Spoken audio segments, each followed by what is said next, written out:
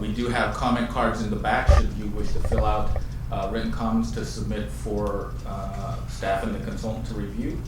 And tonight's meeting, we will be recording audio, and the project planner, Sarah Kirschgessner, is here. She'll be taking notes on the comments received. And since the focus of tonight's meeting is narrow, related to comments on the scope of the EIR, we have created a parking lot in the back of the room there. We provided some boards up, and we have comments, sticky notes in the back. Should you wish to submit comments on items not related to the environmental impact report, you could write those comments down and place them on the parking lot. We'll also be providing contact information for staff.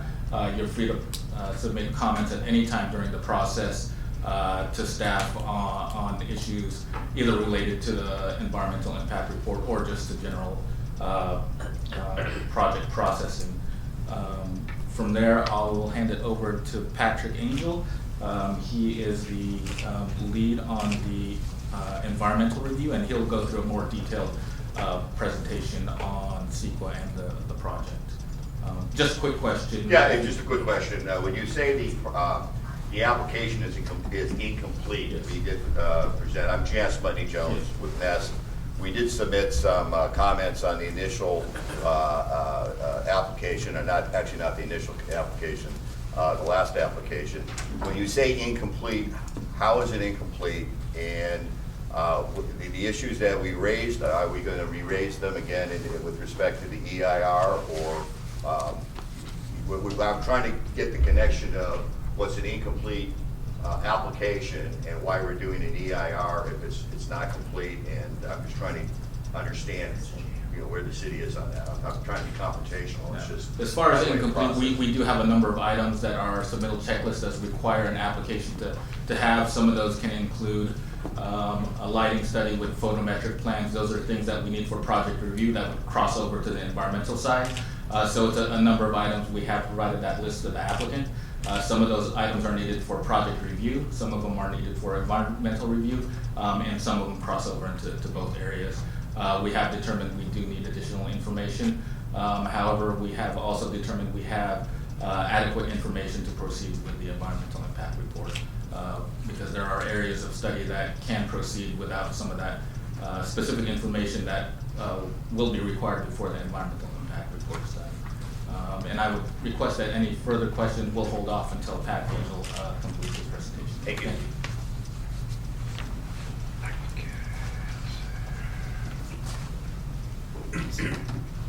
Thank you. Good evening. Again, my name is Patrick Angel. I am the project manager from Ascent Environmental. I will be preparing the EIR on behalf of the city.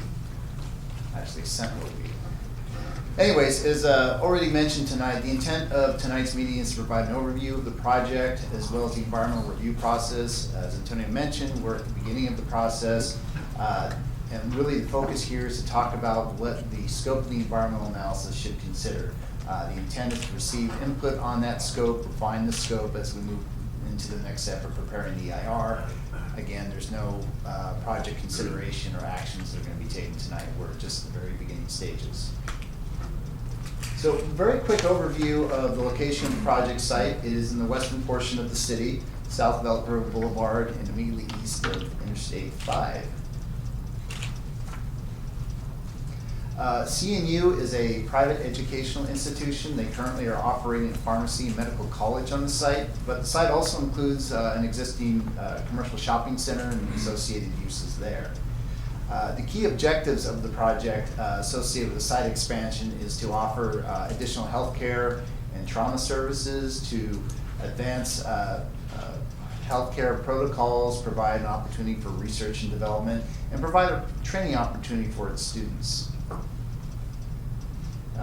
As I think everyone's already realized, there are current site plans of the project site up here, and up on the screen is an overview of the proposed project and the 3 phases that are proposed. So phase 1 would contain construction of the hospital with a helicopter landing pad, or also known as a helistop, central plant, medical yard, associated improvements.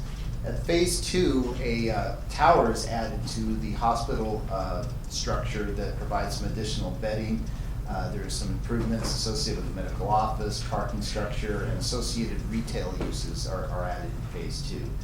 Phase 3, which is the final phase, would consist of expanding the pharmacy and the excuse me.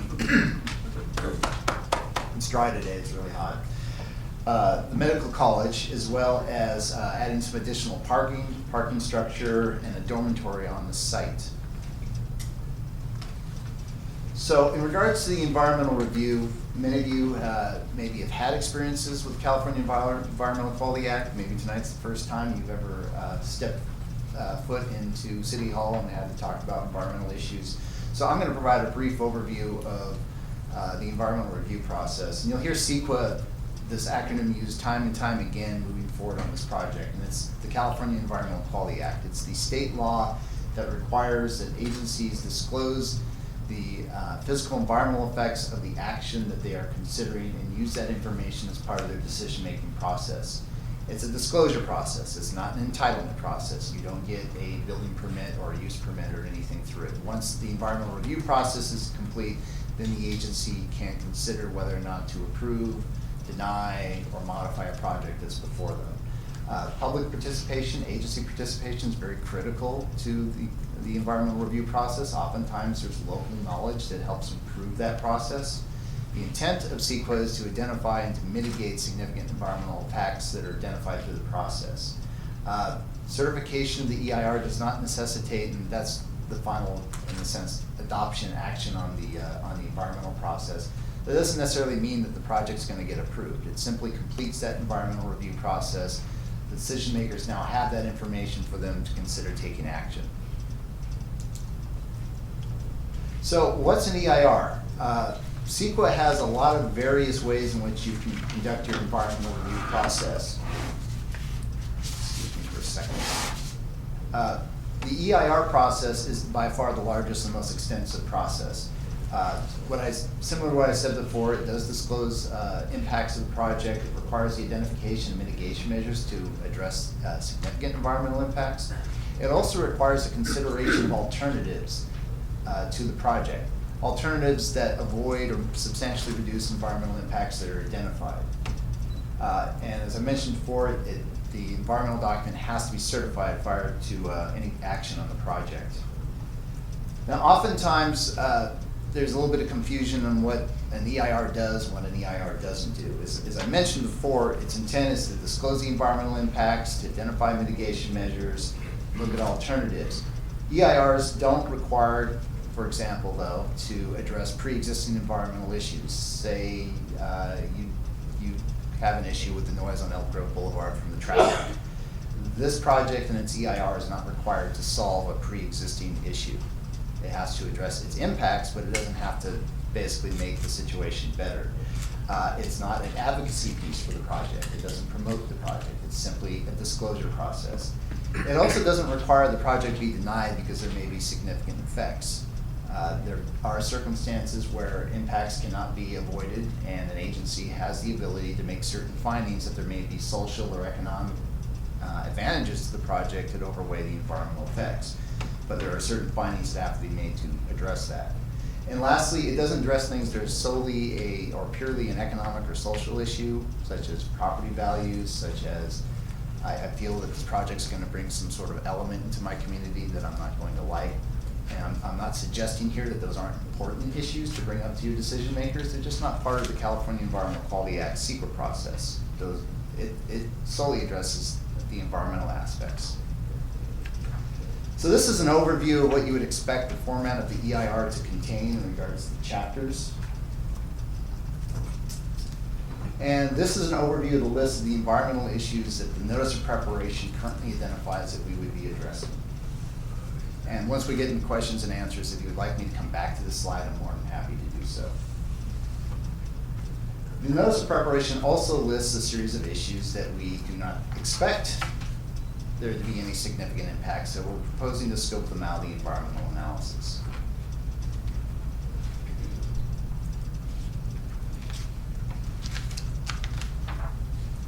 So the environmental process moving forward, we're in the midst of the 30-day review period of the notice of preparation. Again, the notice is intent is basically to let the public and the agencies know we're preparing an EIR and we would like input on what the EIR should address.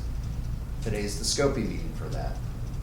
Once the NOP process is closed, we move forward and we prepare the draft EIR. We take in the comments we get on the notice of preparation, we refine the scope in which the EIR is going to address those issues, and then we move forward and we prepare that document. That document in turn goes out for a 45-day review period in which agencies and the public once again have the opportunity to review that document and offer their thoughts and input on whether or not the EIR adequately addresses the environmental issues and provides the opportunity to provide additional input or recommendations on changes to the EIR. The final EIR stage occurs after that review period is up. We're required by law to take every written comment that was received on the EIR and respond to them in writing in the final EIR. So if you submit a comment letter on the draft EIR when we reach that point and brings up environmental issues, you will see your letter again in the final EIR and actual written responses back on how we considered your concerns. This is a brief overview of the environmental review schedule. This is not the entitlement schedule. This is just simply getting through the environmental review process as we currently see it right now. The schedule may shift depending on circumstances with the project. If you would like to submit comments in writing, and as already mentioned by Antonio, we highly recommend that so that we completely understand your comments and appropriately provide the necessary information in the EIR. Provide them in writing to Sarah. This is her contact information. The comment period ends on June 27th. And with that, I thank you for your time, and I think we are available to answer any questions unless there's any. Is all of this available somewhere? Everything that's been shown? We can put it on. You can put it online. Yeah. Sorry. I'm sorry. Are you referring to the entire PowerPoint or just the contact information? The PowerPoint. Because I didn't see the other dates and just, if for instance it was in here. We could to put be it able up on to- the We can upload it to, we have a page on our website, the frequently asked questions about the project, and we can upload that Oh, PowerPoint to that website. Finally, it was the selection process for the consultant, correct? Correct. And who's paying the cost? And has the applicant, if indeed they're paying the cost for the EIR to be started, have they paid that? First of all, as far as project completion, the city has determined that we, even though the project is determined to be incomplete, even with those missing items, we do have enough information to begin the EIR process.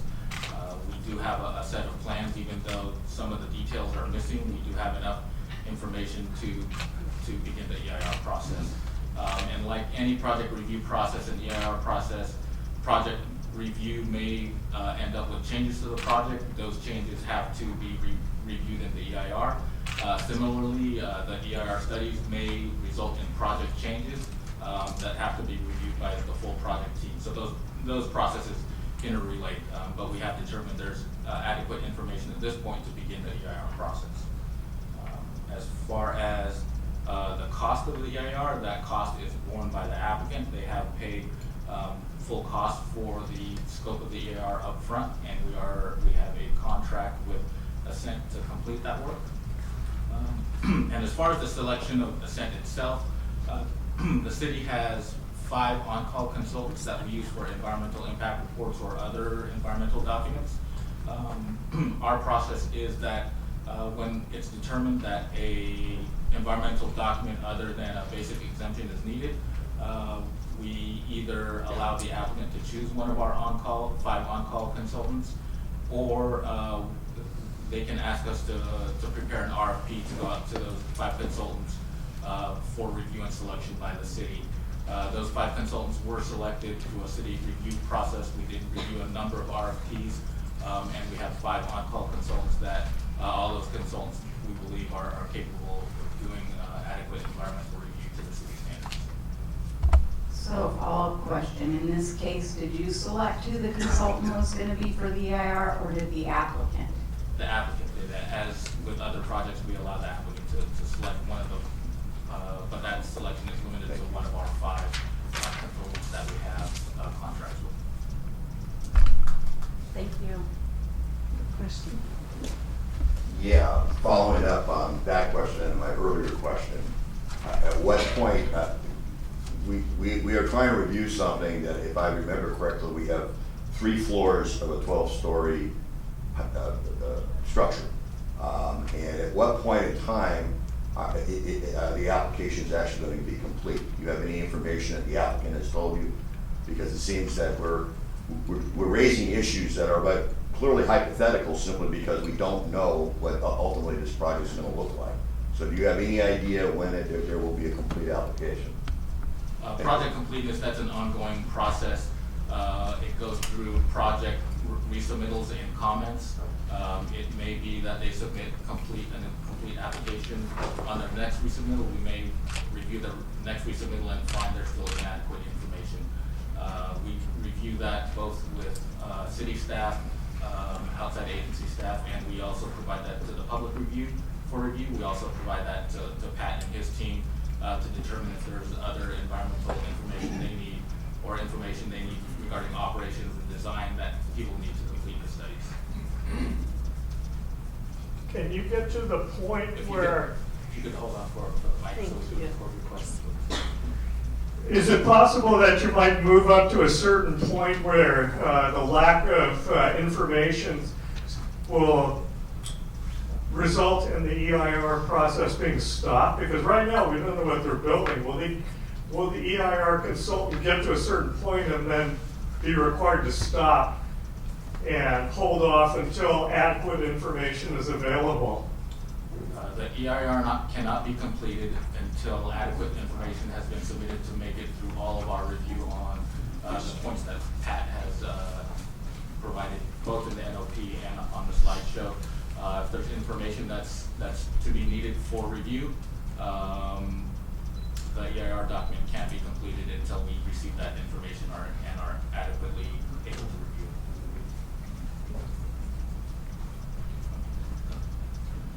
If you receive the mic for comments, please state your name so we have that on the record. Yeah. My name is Cliff Loveland. You provided some excellent information this evening. For that, I appreciate. And I would imagine that the intent here was to educate and provide information that people better understand the process and everything that goes into it. Why are we having a scoping meeting 3 days before final comments are due on the NOP process? Wouldn't it have been more prudent to do it earlier in the process itself?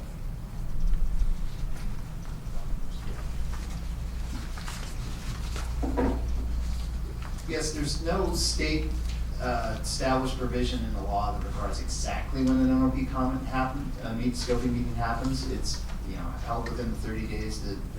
The trick is always to find a date that has allowed enough time for people to have read the notice of preparation so that they can come in and have some knowledge and be able to ask questions or be able to offer additional input. So we try to put it not on the last day, but a little closer to the end so that the publics have that opportunity. So it's on purpose. Yes, to allow time for the NOP to get out and people to be aware of it as well as their time to read it. Thank you. Hi, Gary Sidner, member of NEST. Antonio, you mentioned that the applicant is going to be continuing to submit information because of the incomplete application. How often are you going to be updating your website so that the public has an opportunity to look at, as Jan was mentioning, what it is that are going to be building, what the floors entail? How often are you going to be updating your website?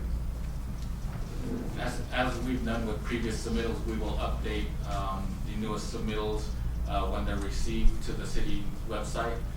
Those submittals will also be routed to review, and with the previous submittals, we did include groups like NEST as part of that. I know we did with the April submittal. When projects get resubmitted, we'll follow that same process.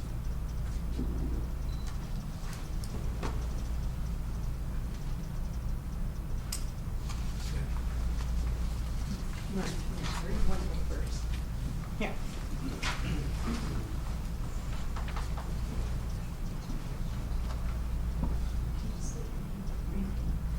Randy Becker. it seems that this specific project has not only had the blessing of the city, but it's also been fast-tracked from the city. So my question is this project, as it stands today, similar to other projects, regardless of the size of any other project?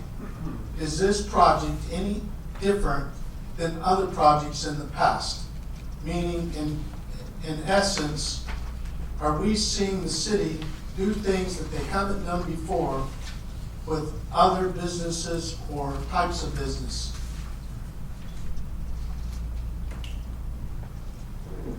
As with any other project, this is treated as a project on its own.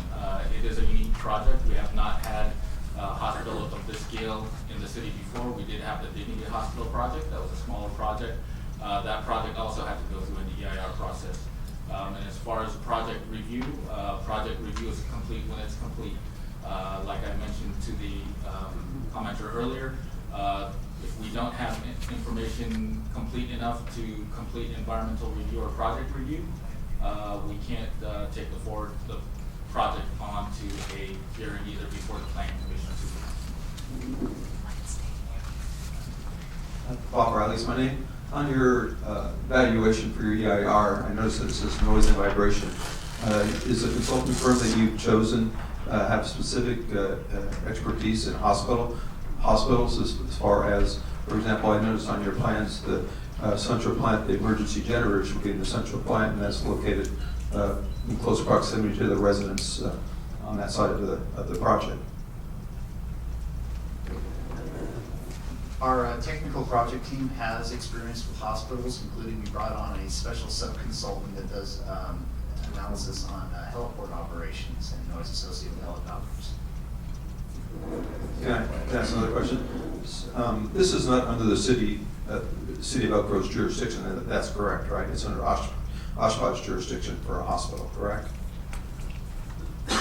Oshkosh is Office of Statewide Health Planning and Development. A portion, when the project, if the project gets to the point where permits are being issued for construction, the city will handle a portion of those permits, specifically permits related to site improvements and also buildings not related to hospital functions. Hospital function buildings will go through OSHPD, which is a state agency for health facility review. They'll have to go through that agency for review of the actual building permits for the hospital facility. Is the EIR, is the geotech company, are they preparing a geotech report also? That's a requirement of OSHPD. So as far as I understand, the geotech report will have to be submitted to our engineering staff for review for techniques and drainage. I assume it will be a similar or if not the same report that they'll submit to OSHPD for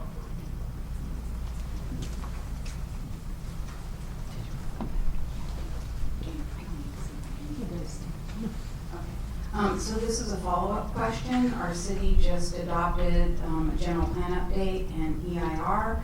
Will this EIR be referencing our general plan update EIR, or is it going to be independent of that? Meaning, are you going to be using some of our findings in our general plan update EIR? As appropriately, we will be using information out of the general plan update EIR, but this is a project level EIR specific to the hospital.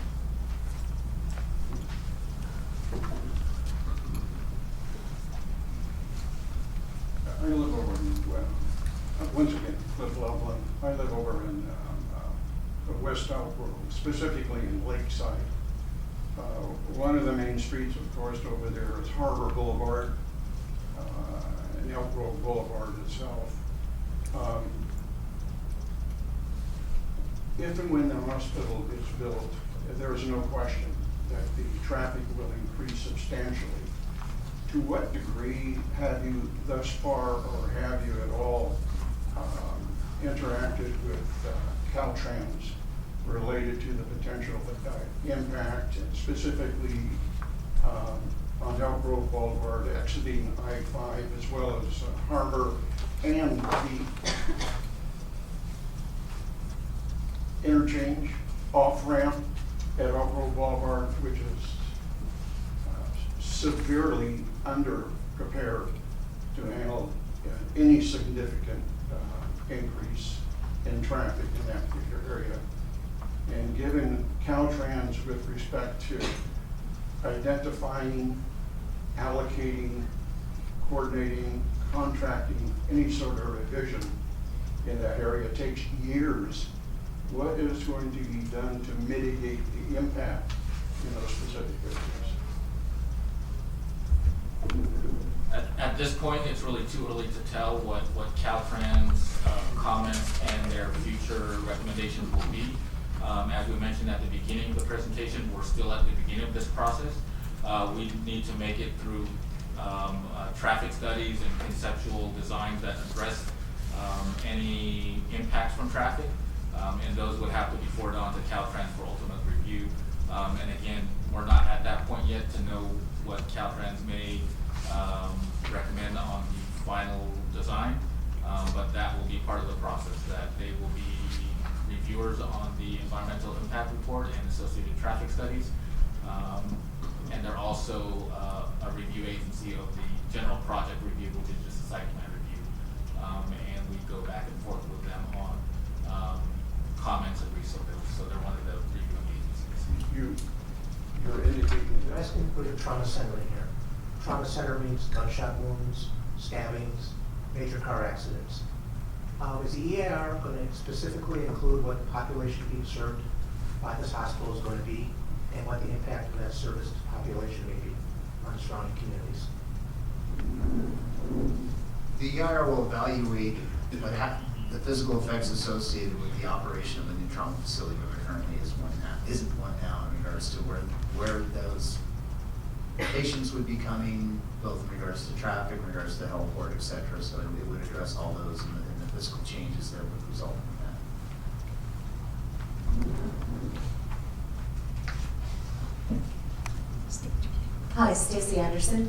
If I can follow up on that last question, will the EIR also take into consideration that Dignity has already been approved and gone through this process? Or is that not being taken into consideration at all? Well, yeah, Dignity is part of the base conditions in regards to its current entitlement. We are simply evaluating the environmental effects of this project coming online. We're not necessarily doing a market analysis. That would be something outside of the EIR's review on whether or not you should have multiple hospital facilities in one area. If that's where your question is going to, I wasn't quite sure. Basically, it being environmental, is it going to take into account the fact that Dignity will also probably have traffic and patients, and then that this will be piggybacking on that and create even more congestion? Yeah, the EIR will evaluate traffic conditions in regards to how they exist now as well as how they exist in the future. Randy Chen, will the EIR evaluate the potential impact of the trauma center and potential increase in street crime activity within the neighborhood?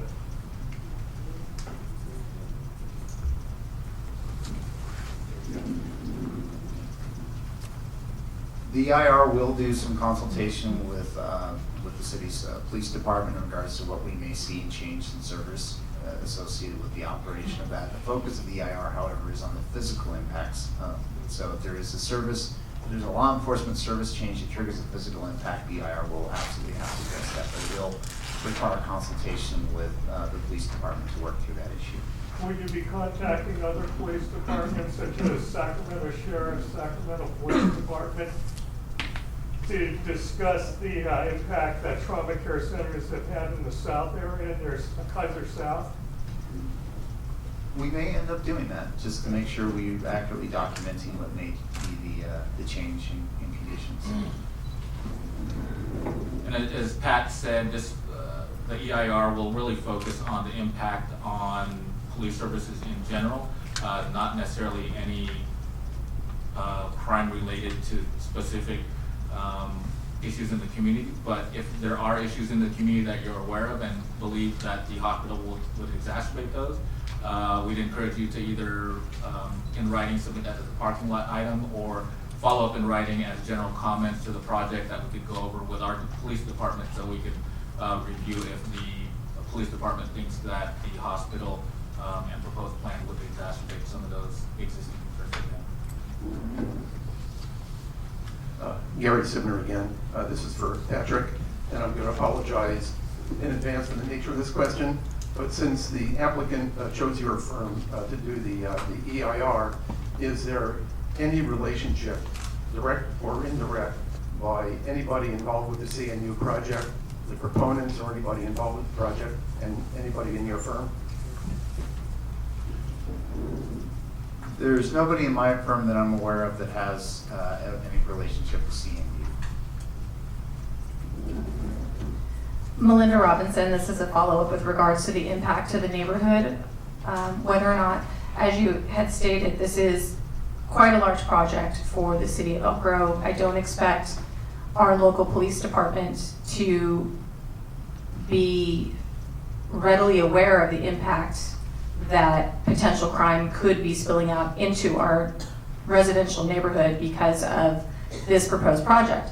Will the EIR consider reaching out to other closer cities such as UC Davis or other areas where they have had established residences and trauma centers have been placed there, to see if there's been a direct change in crime reports, any change in those types of statistics both before and after the hospital was built?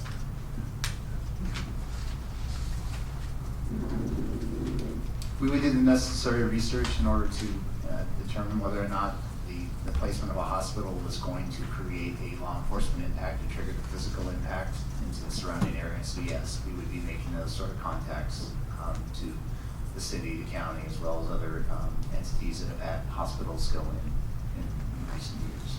Thank you.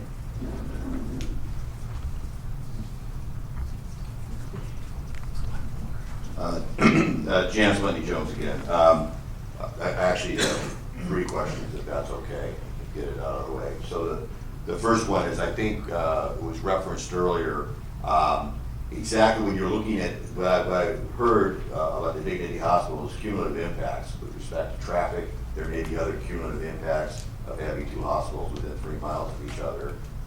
Is that something that is being considered in this EIR from the standpoint of how those impact each other? We're going to answer these all one-on-one. You said you had 3 questions, so I wanted to make sure I wasn't. Well, You want me to answer this one first? Yeah, because Okay. the other ones I just are not wanted to relevant make sure- to I didn't that. want to cut you off That's if you had fine. more to Thank say. you. Appreciate it. Short answer is yes, we're looking at the cumulative impacts of the hospital in addition to other growth and development circumstances in the city. So that would include build out of the city. Well, that would be a follow-up question on that. We understand there's something called the Medi project or whatever, which we believe is involving other pieces of property in this location, perhaps even owned by the same applicant. Is that something that would be studied in the EIR? I know there have been references to, I believe it's a biomedical campus facility in operations. At this point, City of Elk Grove has not received any applications. We know CNU has purchased additional property on the north side of Elk Grove Boulevard. However, we don't have an application. And maybe Pat can follow up, what will happen in the EIR, it will look at the potential build out of those properties since they're vacant and incorporate that as part of the EIR analysis, but it will not look at the build out of those properties as specific projects, just generally what the zoning of those properties is capable of. Okay, so my second question, you were pointing out the fact, I think earlier, that you're not going to be setting pre-existing conditions, if I took it correctly. My understanding is the facility is both in a 100-year floodplain, which is protected by a secondary levee, and a 200-year floodplain, which according to the city, and I know they're asking for an entitlement to recraft our general plan. The city's, as I read it now, does not cite critical facilities in the 200-year floodplain. is that something the EIR will be looking at? Yeah, in regards to pre-existing conditions such as the flooding issue, the question the EIR will need to look at is if you place a structure in this circumstance, do you make the condition worse than it already is now? Does the floodplain get larger? Does the floods get more intense? Okay. Yeah, that's very helpful. So then the third question would be traffic flow studies. Is that done separate from the EIR? I mean, my understanding is somewhere in the neighborhood of 3,500 parking spaces that are ultimately going to be in all three phases of this project. Is that traffic flow study done separately from the EIR, or is it part of the EIR? There is a traffic study that's part of the EIR that looks at things like traffic safety and current city standards on vehicle miles traveled that will provide that information. It will also identify whether or not the operation of the hospital is going to necessitate roadway improvements in order for everything to function properly, and what the environmental effects are of constructing those road improvements. I've always been poor at counting, so I got one more. In terms of the EIR, and maybe actually it's a direct question for the city. Can any demolition occur on the site prior to completion of the EIR? Right now, the demolition is a component of the project. It's required in order for the project to be complete. Since it's a component of the project, that is part of the environmental analysis and cannot be completed unless final action is taken on the project. So they cannot go out and demolish right now as there's a project ongoing. Okay. Thank you very much. Appreciate it. Sorry, I apologize. Cliff Levelin again. One more question. There's a significant number of factors out there that you're going to take a look at, environmental factors.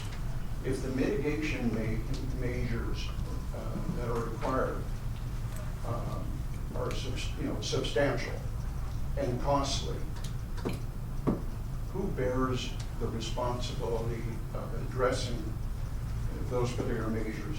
Example, it's my understanding when one of the Indian tribes built a casino that the improvement to mitigate the traffic problems on Highway 50, the cost of addressing those was going to be significant.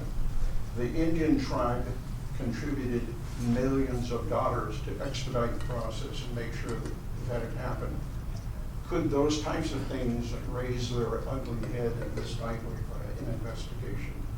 And once again, who would bear the cost of addressing those issues?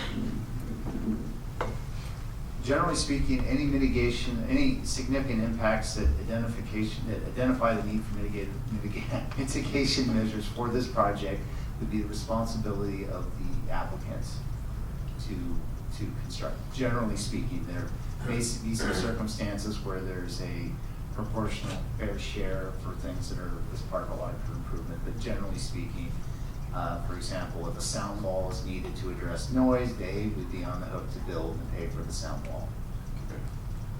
Okay. And that would require the applicant to engage with local agencies or whomever to address those types of things. Well, again, let's take the sound wall as an example. Let's say it's required to build a sound wall onto some aspect of the project. They would be required to construct that sound wall. The city would, should the project be approved, they would be responsible for ensuring the sound wall is constructed consistent with the mitigation measures that are adopted. Andrea Klinenberg. I believe that area is part of the North American Flyway, and in the past, tall buildings have been stopped because of the migratory patterns of the birds. What agencies will you be working with to also protect that? As part of preparation of the EIR, we consult with Cal Fish and Wildlife. We also obviously consult with U.S. Fish and Wildlife Service in regards to stone lakes.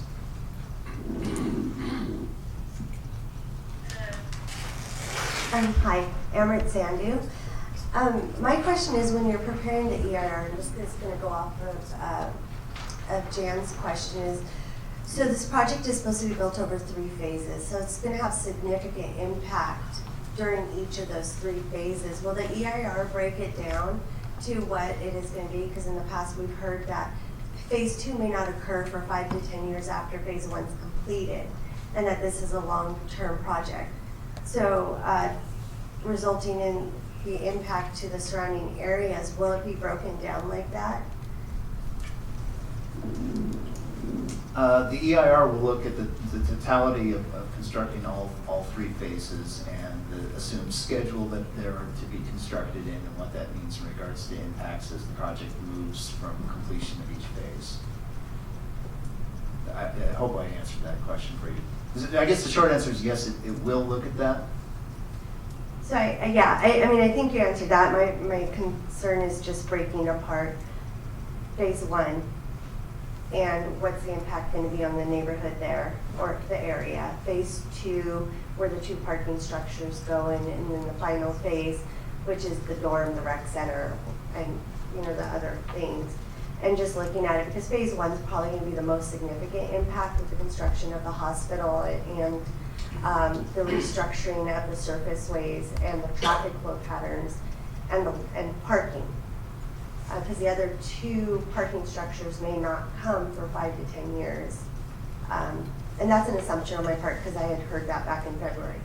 So that's what I'm asking. I think what you're saying is yes. Phase 1 is going to have this impact. Phase 2 will increase the impact by this. Phase 3 will finalize the totality of the impact of this. Yes, the construction for each phase will have to be addressed, as well as the grand totality of the complete operation of the final product of the center. So all 3 phases, full operation, what does that mean in addition to each one coming online? Randy Becker, you mentioned that demolition cannot be completed. I think the bigger question is can demolition be started prior to the EIR process being completed? No, it can't be started.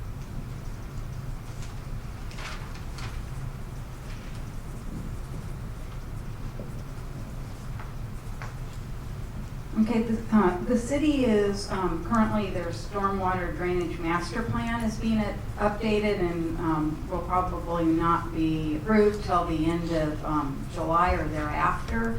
And in looking at some of the changes there, it discusses certain types of structures and suggests what should or should not be built in a floodplain. Will you be referencing that document in the EIR, or will you be looking at that one? Presuming the stormwater master plan update is adopted at the time the EIR is moving forward, yes. I mean, we're going to use the most recent adopted standards that are in place at the time the EIR is under preparation. And then this is probably more for city staff. In the budget that the city council adopted, it said one of the priority projects is to remove all the developed property from the 200-year floodplain. Has an application been submitted for that?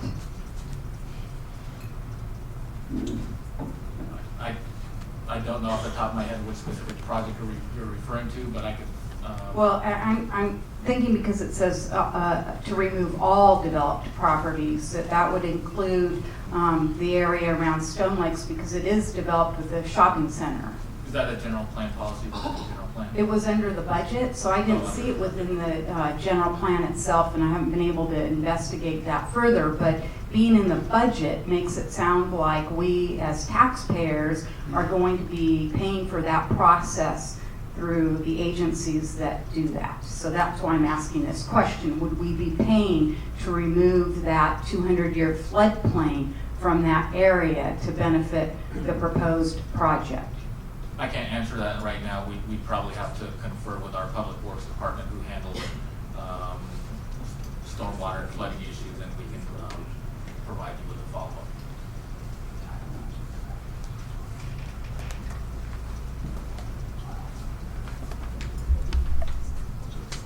Good evening. My name is David Malelli. We had some conversations a while ago And it's to my understanding that under the Utilities and Service Systems Review, that the county or LAFCO is going to do an updated MSR for this area. So my question is, with that MSR, Municipal Service Review, if it's not in time with this process, does that create a conflict? Now, usually they're done every 5 years or such. Our case is a larger project that basically dictates a change in the MSR. So I'm going to presume, which we talked to staff on this, I'm going to presume this project will actually cause an MSR update to occur. So if LAFCO is doing that, and the LAFCO timing is such, which sometimes is indifferent to what the city's needs are in other places I work, that can create I guess I'd call it an upset to the process. So anyway, I just like to find out what happens if the MSR is lagging behind your need to get the utilities and that component updated.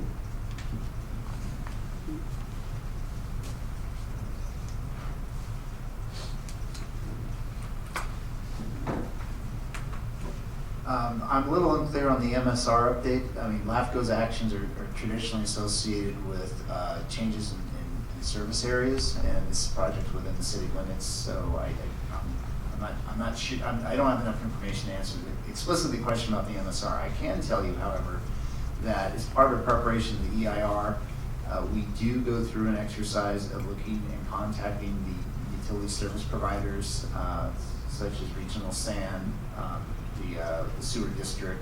The project requires the preparation of a water supply assessment by Sacramento County Zone 40, and that request is in process right now.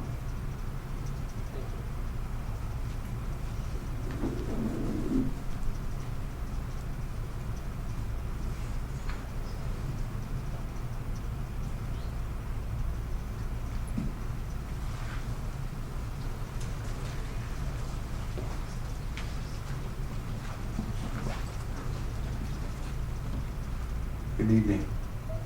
My name is Gary Piefer, and as I look around this room and I listen to the comments being posed, situations being posed here tonight, I'm reminded of the fact that I've probably sat on more reviews than I care to think about, having a 45 county service area for working families such as yourselves and retirees, which I'm approaching within a year's time myself. I'm reminded of looking at this project.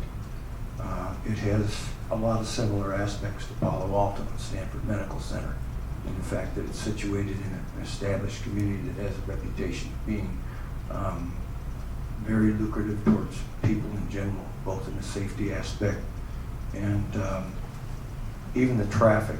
And I'm familiar with it because I've spent 40 years there with my wife, who's had 4 open heart surgeries.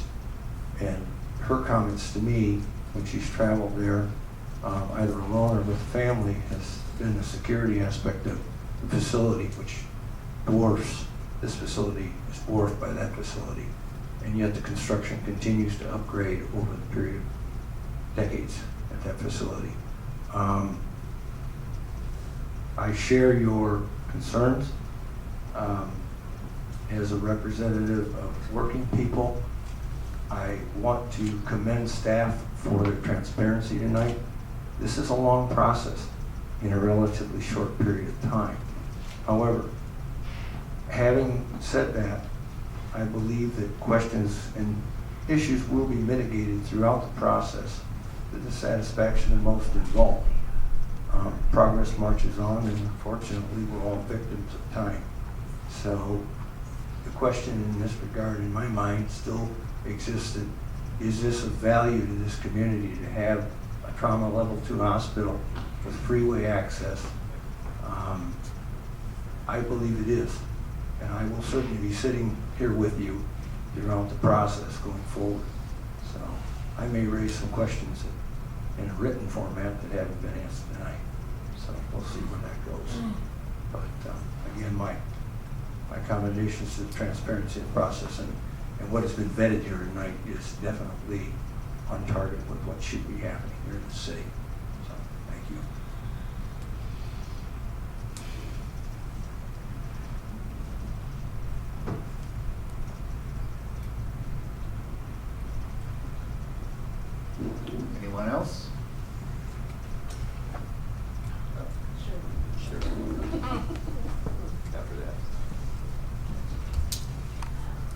know she got approved.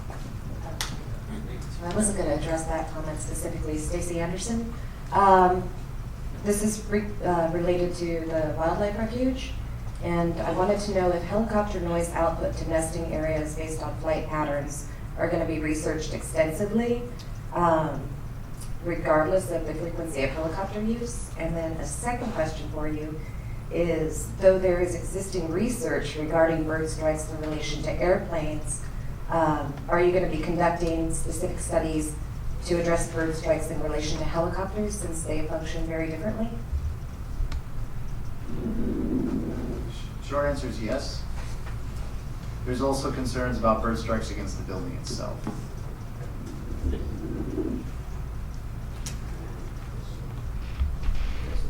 Someone has read our comments, okay. So what all, when you're looking at alternatives, what all's included in that alternatives? We've already talked about the fact that we currently have another hospital that is fully permitted and going forward. There are obvious other locations that actually, from a locational perspective, make more sense because they're actually surrounded by populations, which this one isn't. And what about a no project alternative? So when you say alternatives, what are you actually looking for? The broadest definition of alternatives for the purpose of the EIR are alternatives that will avoid or substantially lessen significant environmental effects and that basically meet the objectives of what the project is. That could include looking at off-site locations. The law requires us to look at a no project alternative, but it's important to realize no project under the law does not mean nothing, no building, nothing happens. It means whatever that site currently allows now just continues on.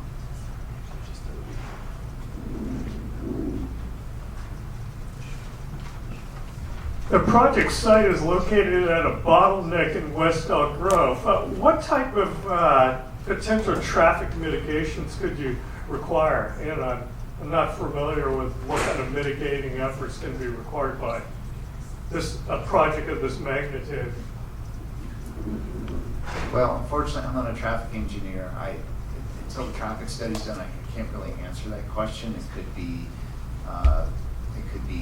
making turn pockets at intersections larger. It could be safety improvements, but until the study's done, it's really difficult to say.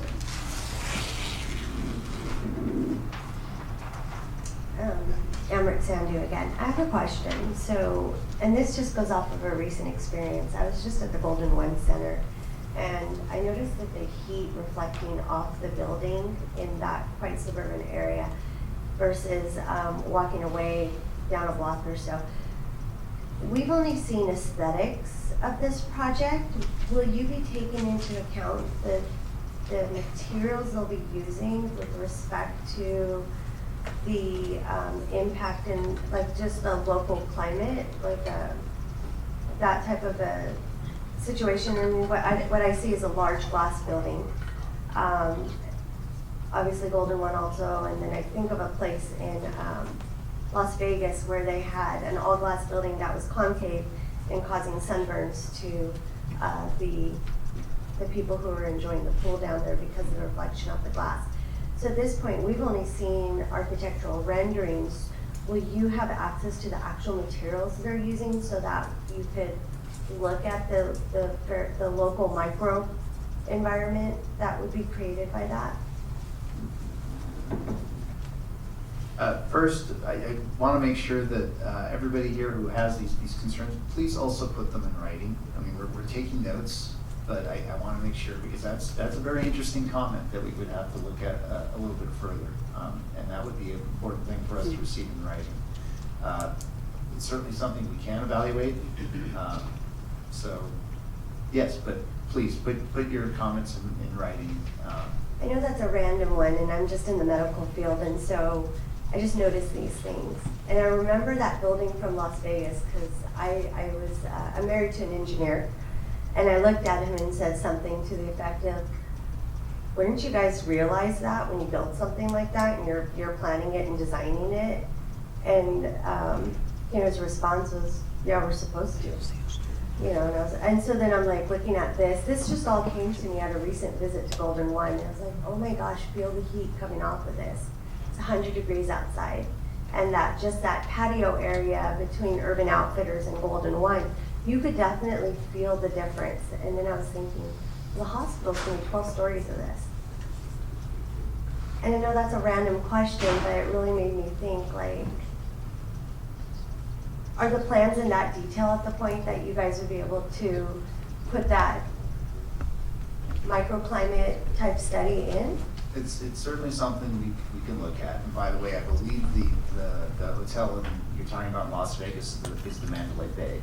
It is, yeah. Because I had that personal experience in walking out to the pool area on a hot summer day, and it is like a magnifying glass. It's insane, yeah.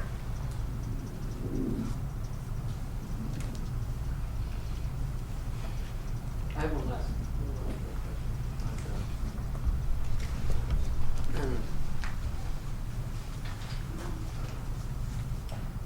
Having been through a multitude of EIRs in the CEQA process of my career, so for those who may or may not know, there are findings and overruling concerns that the council and the planning commission can make. I don't know if people are aware of that. That there's sometimes an economic value, there's something for community value. So even though there's identified mitigated need or something of significant value that should be addressed, there is action the council can take and the planning commission can take. They can say something's greater than the items identified, the impact. They can overrule that impact even though there's a concern. So you just have to monitor the process from this point forward, I think collectively, those who are concerned, because it's not that it's, I agree with what was mentioned earlier, it's not a slam dunk, I understand that. But there are some things that will be measured against community gain and good versus what we think are immediate impact. But they weigh that, it is weighted, and then that will come as part of the approval process. So I just wanted to measure that. If you want to comment on that, you can, but they need to know that even though there's something that comes up, oh my God, how can you do that? There is an overriding concern component that the action can be taken by planning commissions and city councils.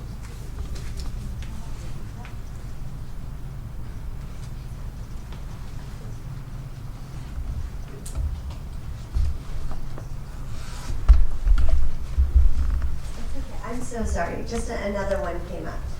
So I know there's been talk about the hospital potentially becoming a trauma 2 in the future, because it's obviously not going to be built as a trauma 2, because that need is going to be designated by the county. Will the EIR look at it at the impact of it being a trauma 2 versus not being a trauma 2? Because my understanding of hospitals and licensing is for the first 5 years, they have to have quality data to show that they can handle a trauma 2, and the amount of foot traffic that comes to a trauma 2 versus a non-trauma 2 is significantly different. And then you add in the helicopters and all that. Will that be separated out? Because the trauma 2 may not happen for 5 to 10 years, if at all. It's something we can certainly look into, yes. Because that would be a change in operation. Well, the goal, I mean, if CNU say it's going to be a change in operation, but they're actually saying that's how it's being advertised to the community, that it will be a trauma 2. So I guess that's where I'm really like, the EIR is not going to stop at it not being a trauma 2, how it's going to function for the first several years until that designation, if the county decides needs. So what you're saying is, because it's a change in operation, it will be part of it because that's what it's being advertised as? The EIR will need to look at what the worst case operational condition of the hospital is. If ultimately the applicant's desire is to have a trauma 2 facility, it would look at that worst case of, I'm sorry to use the word worst case, but a more pronounced. A larger operation of the facility larger as a trauma 2. Then that would need to be evaluated in the EIR. And that would include the security. It would include anything that has an operation, that's operationally that could have a physical effect to the environment. ignore my ignorance in all this. It's the first time going through it as a resident. No, please, ask questions, that's what this is for. Oh, I have a little more. I am so sorry. Things just pop in my brain. So I know this one's a little random. When I was looking through the notice of preparation, I noticed that it said agriculture will not be affected at the site itself. Around the Stone Lake residential area, there's cows that graze, and wouldn't that be considered agricultural? Or is the assumption we don't have to address that because the cows can still hang out as with the hospital being built? I would assume that construction and stuff like that would interfere with that. And I know the cows are there to kind of keep the Stone Lake Refuge at, natural lawnmowers. We wouldn't really proceed, I mean, the key questions in CEQA in regards to agriculture is whether or not you would convert agricultural land to non-agricultural use. So let's just say for comparison purposes, somebody came in and proposed to turn Stone Lakes into a subdivision. You would be losing that ag land permanently as a result. In this case, we're talking about a hospital located on an existing developed piece of property, so we're not losing any more ag land. The land is urban in nature. So we don't have to look at the impact of the ag land surrounding the hospital, because we're looking at the impact of the wildlife refuge. I mean, I guess it's not traditionally ag land because they're just used as lawnmowers. I'm sorry, am I super simplifying it? I may not have the understanding for this. This is just how I understand it. Realize the importance of this meeting and the NOP scoping is to bring up those questions, and I'm trying my best to provide you input in regards to how to do that. But if you think it's important, put it in writing, and we certainly will consider it in the EIR. Well, I guess my question is that something that should be put in? Like, is that a valid concern that I should be writing about? Or is it out of the scope of a typical EIR? Again, if it's something that concerns you, I would put it in there and allow us to evaluate it.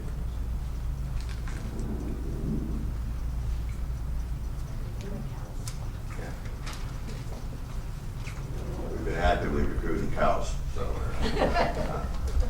A couple of quick questions.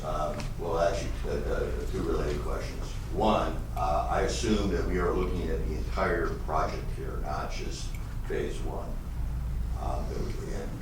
And so I assume, based on what you said earlier in terms of what the overall scope of what the built-out project would look like, I assume that in the application process, we will see further information with respect to both phase 2 and phase 3.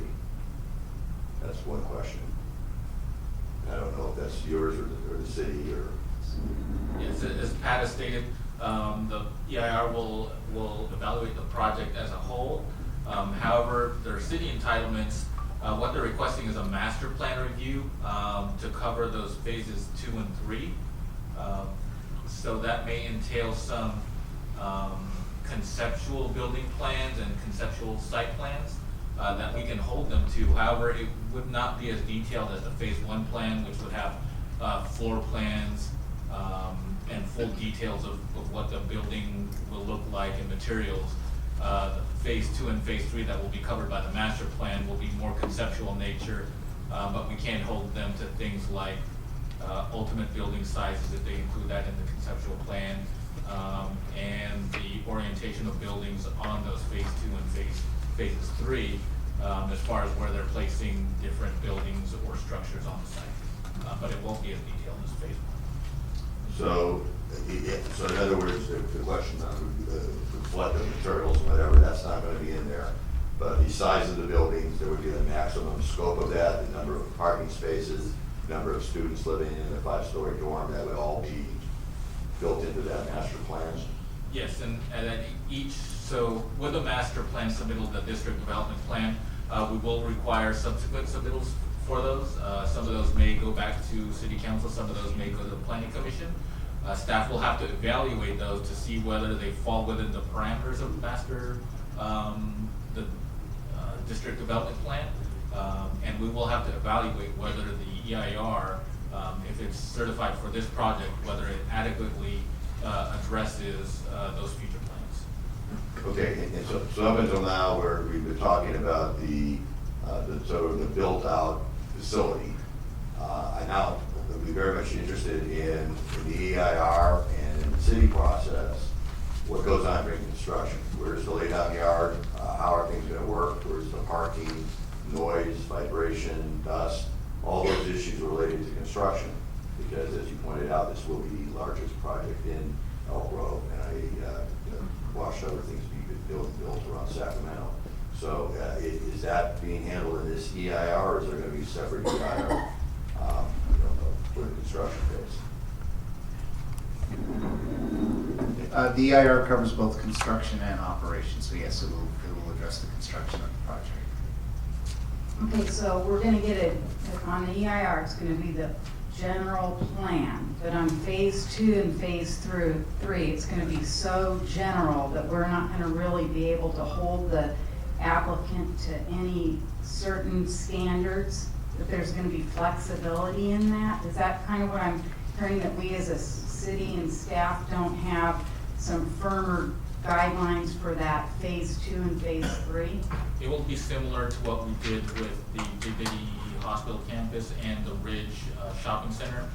We do a master design plan that includes build-out square footages, site plan layouts, but it doesn't get as detailed as providing interior layout of interior spaces and delineation of interior spaces, but it does provide some conceptual massing. We won't know exactly what building materials, but we'll know how big the building will be and approximately, how many stories it will be, but not to the level of detail that they're providing in the hospital plan grant. Yes, I have just one more follow-up question. So things have changed about who can approve different standards within our city. So some of this can go to the zoning administrator instead of planning commission and city council. Is that a possibility, or will it go to at least planning commission? I can't be certain, but I don't foresee many projects under the scope of any of the phases going to the zoning administrator. The zoning administrator at a maximum can only approve buildings that are less than 10,000 square feet. Based on the site plan, the master development plan that we've reviewed, I don't believe there's any phase that would come in that would propose less than 10,000 square feet, so that would be at least a planning commission approval. Okay, thank you. Hello again. Looking at the topics to be evaluated in the EIR, a lot of those make sense to me, and maybe I'm just thinking of EIR in a different way, or the word aesthetics in a different way, but what specific aesthetics issues will you be looking at in the EIR? Height, massing, light, glare, those sorts of items, building materials, those sorts of things. Even though you don't know what a lot of those are yet?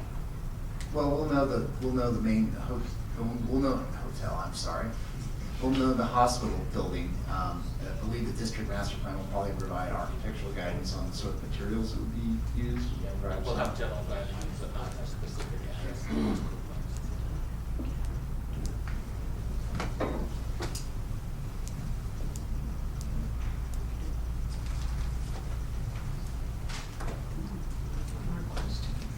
Comments? Last chance for any questions? Not last No, chance, it's a sorry. question. Somebody's got a question. Is there a maximum height limit in the city of Elk Grove? So as far as our height limit in the city of Elk Grove, for the properties subject to this approval, I believe the maximum height is 40 feet. However, through the design review process, with justification, you're allowed to go above that 40 feet. With our project review, we have noted to the applicant that the height limit is 40 feet without justification, so we have asked the applicant for justification as to why they're exceeding that 40 feet. And they'll have to provide that to us for review. What's Dignity's height? What have they proposed? It's 3 stories, right? I don't recall off the top of my head what the height was. No, Dignity. Oh, Dignity, oh, I don't know. Three or four. So they would be actually already within the limits of what is. I don't recall whether that was approved with a height variance or not. Would that require, okay, you said that he would have to justify why they need the extra 213. Correct. And would that justification be, we need 400 beds to maximum serve the community? I can't speak for the justification that will be submitted by that. No, I'm just curious, is that, like, okay, let me rephrase it. What type of justifications do people make, applicants make when they want to exceed that? For example, the casino. My understanding is that's 10 stories. Yes, the casino wasn't subject to local land use controls. Oh, because it's travel. Okay. And So what would be yeah, typical we would- of somebody? Typical, I can't speak for the hospital, what we would expect to see are things related to how they operate, a size they need to provide the service to the community that may involve more than 40 feet that they're restricted by the current height, but we have not received that justification yet. If that's received in a future package, that will be part of the package that goes out for review, both by the agency and the community. On average, how long does an EIR for an extensive project like this take? EIR schedules can vary. A lot of it has to do with the time it takes to do the necessary technical studies. I've seen schedules for EIRs for complex projects go anywhere from 1 to multiple years. Do you have an expected, a guesstimate based on, I mean, obviously I've never done an EIR, but would there be a guesstimate? I would suspect, currently we're looking at a schedule of about a year right now with this project, but it may take longer. We need to get it, we need to get into the technical pieces, the traffic analysis needs to be done. There's a lot of work to be done on the EIR analysis. I just did get a message that Dignity was approved at 6 stories, which would probably be the equivalent of 70, 75 feet. Do you know what the justification is? I don't know what their justification was. Sorry, Randy, got the mic. I hope to ask this question in the most polite way that I possibly can. Do you personally have experience completing an EIR for a development of this type where they are basically plopping down a potential 12-story level 2 trauma center at the edge of a master plan residential community and what that impact could potentially be? Because it's been mentioned that this is a very large project for Elk Grove. We don't know, what the overall impact is going to be. So with you being the expert, I just wanted to know if you personally have worked on something like this. I've worked on hospital EIRs before. I've worked on buildings taller than this. I've worked on infill projects, and I've worked on greenfield that all had bits and pieces of these sort of issue areas. So yes, this exact circumstance, this is the first one I've seen like this one. And then with that, just a comment, you had mentioned earlier that the construction phase also is taken into consideration when the EIR is drawn up. This is a well-established neighborhood with people that have invested a great amount of their time and family and livelihood into this area. So during this construction phase, you've got kids that normally can walk to school at a relatively young age safely. You've got neighborhoods where you have people that can allow their children to play safely. And what this potentially could bring to these neighborhoods as far as gang violence, lockdowns at schools, all sorts of negative impact to the safety and privacy and security of our neighborhood. The noise alone, we just want a safe environment for our kids and for our families. So I don't know how much of that can be included in your EIR, but, and I'll put it in writing, if it could be taken into consideration, I beg of you to please do so. Yes, please put it in writing. Just want to repeat again, when those are submitted in writing, if Pat's team does find comments that would be better addressed by the city project review team in terms of design or safety, police or fire, he'll forward those to us and we can get it to the proper review portion of the team. In terms of the traffic study, when will it be, when will the consultant be engaged? Is it being started at the same time that the EIR is started? Or who pays for it? Who contracts them? When will the traffic study be done? So the traffic study is part of the scope of the EIR, so they're under contract to us. Okay. And they will commence their work once we feel like we have adequate details on the project to have analysis completed.